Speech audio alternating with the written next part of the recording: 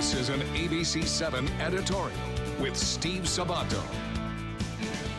Fake news has become a commonly used term thanks to the current occupant at 1600 Pennsylvania Avenue.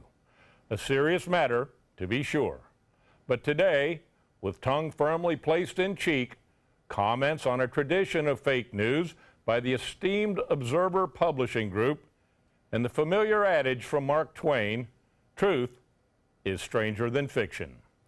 This past week on the front page of the Sarasota Observer, top story, the future of the iconic Herald Tribune building on Main Street, and the announcement that the state-of-the-art marijuana growing center will be moving in. Meanwhile, below the fold, good news for Siesta Key.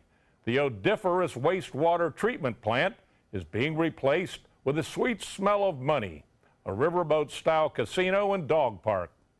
Everyone knows we have a traffic problem.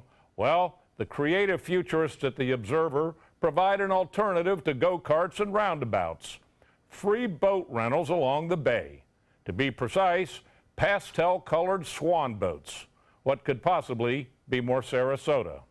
Page 2, from City Hall, a new development strategy called One at a Time. This would presumably prevent future boondoggles like The View, kind of a compromise between full-blown stop and our present approach. And finally, get this, a detailed and totally feasible article on making Fruitville Road one-way between 301 and US 41. Which brings me to my point. First, kudos to the Observer Group, their tradition of pranking on April Fool's Day and reminding us not to take ourselves too seriously. And secondly, how close to reality these fake stories really are, which of course is the point of the prank and the reason they are so funny.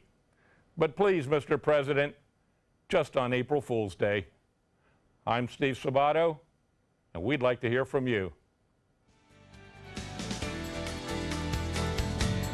The opinions expressed in this editorial do not necessarily reflect those of ABC7's owners or management. If you would like to comment, go to our website, www.mysuncoast.com.